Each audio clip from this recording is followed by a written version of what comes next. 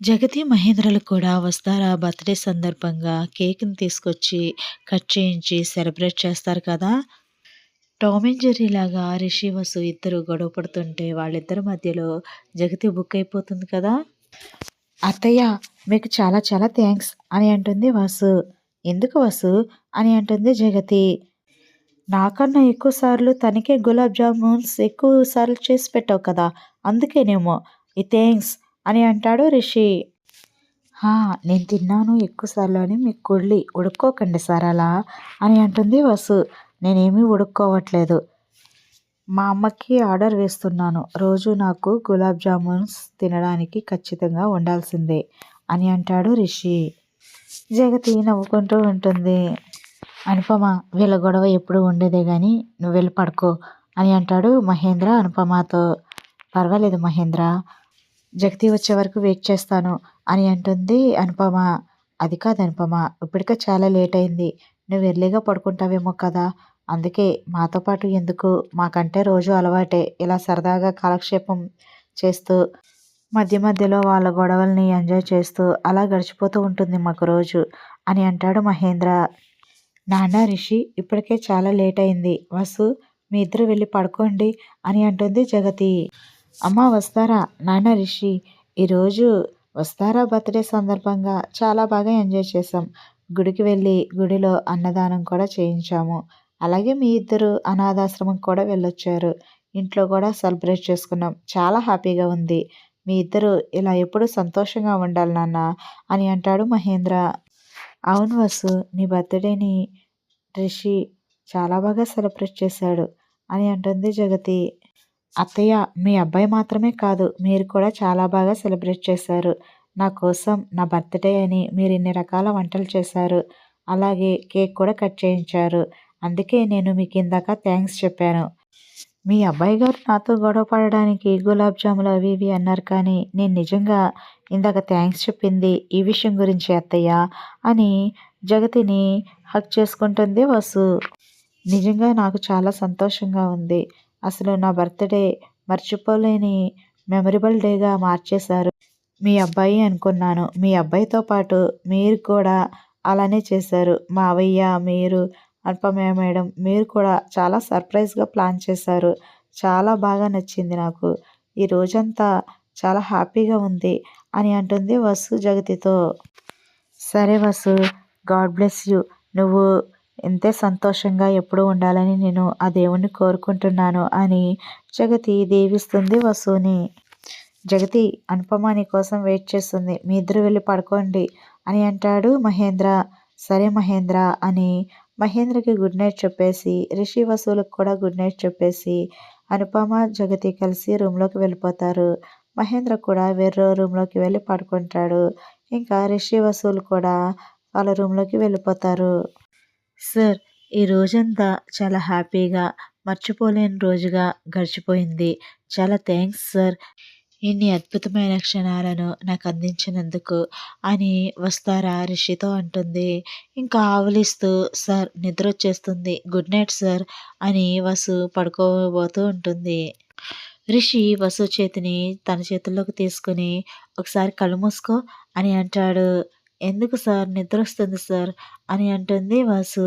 "సరే, నీకు నిద్రొస్తుంది కదా, కళ్ళు మూసుకో, నిద్రపో" అని రిషి వసు చేతిని తన చేతుల్లోకి తీసుకుని నెమ్మదిగా అటు నుంచి డ్రాలో నుంచి ఒక ప్యాక్ తీసి నెమ్మదిగా వసు చేతులకి ఏదో పెడుతూ ఉంటాడు. వసు కళ్ళు మూసుకుని ఉంటుంది కదా!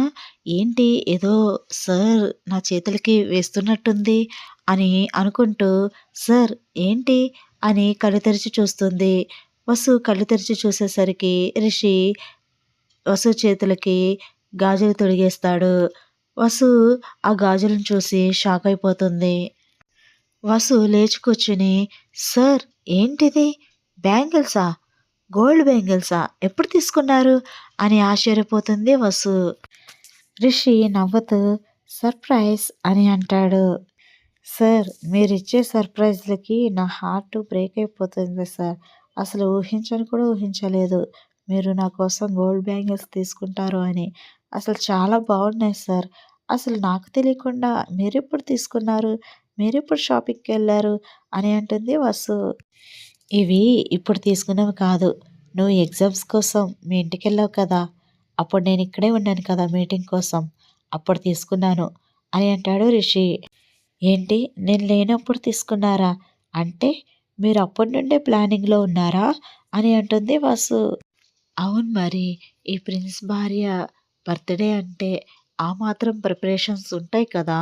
అని అంటాడు రిషి నవ్వుతూ. "ఏంటి సార్ అప్పటినుంచి నా బర్త్‌డే కోసం ప్లాన్ చేస్తున్నారా? చాలా ఆశ్చర్యంగా ఉందే" అని అంటుంది వసు. "ఎలా ఉన్నాయి ఈ బ్యాంగిల్స్ నీకు నచ్చాయా?" అని అంటాడు రిషి. వసు బ్యాంగిల్స్ వంక చూస్తూ "చాలా చాలా బాగున్నాయి సార్.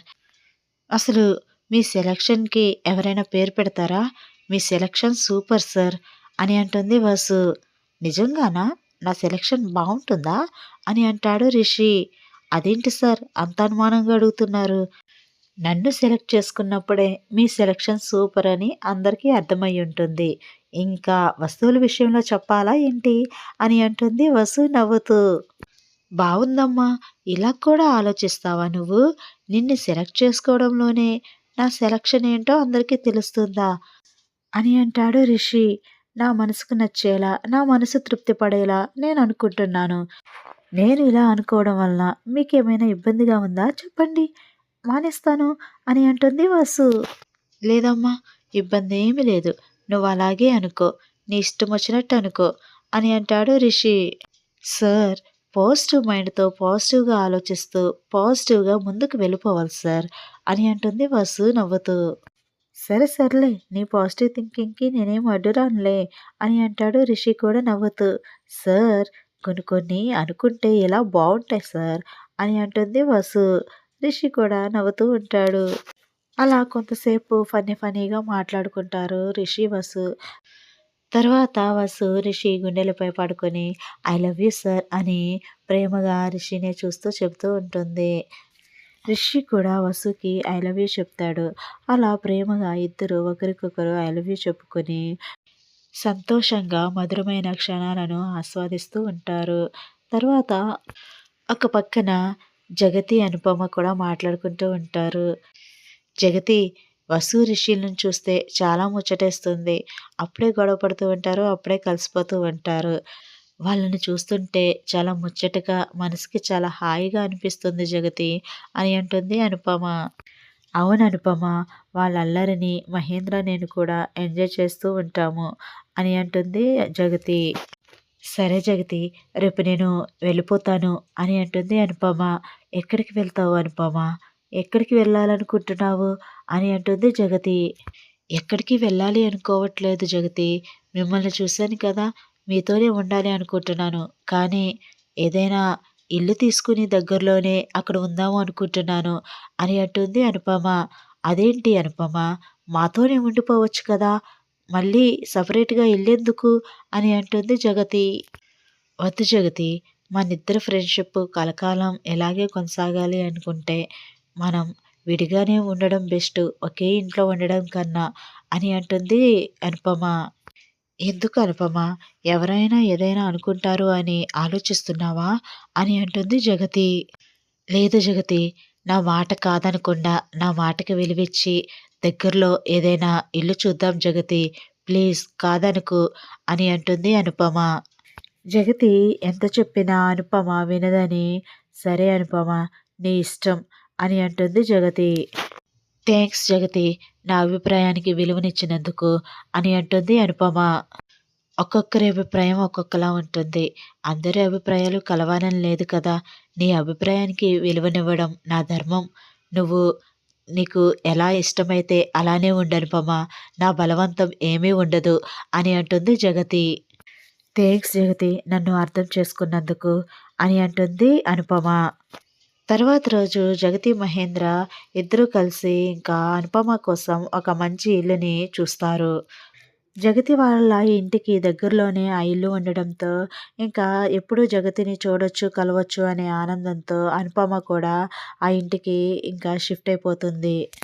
అలా జగతి, మహేంద్రలకు దగ్గరలో ఉండాలనే ఆలోచనతో అనుపమ దగ్గరలోనే ఒక ఇల్లు తీసుకొని అక్కడే ఉంటుంది. వాయిస్ సరిగ్గా లేదండి. Sorry for thought. ఛానల్‌ని చూస్తున్న వాళ్ళు సబ్స్క్రైబ్ చేసుకొని బెల్ ఐకాన్ ప్రెస్ చేయండి. లైక్ చేయండి, షేర్ చేయండి. Thanks for watching.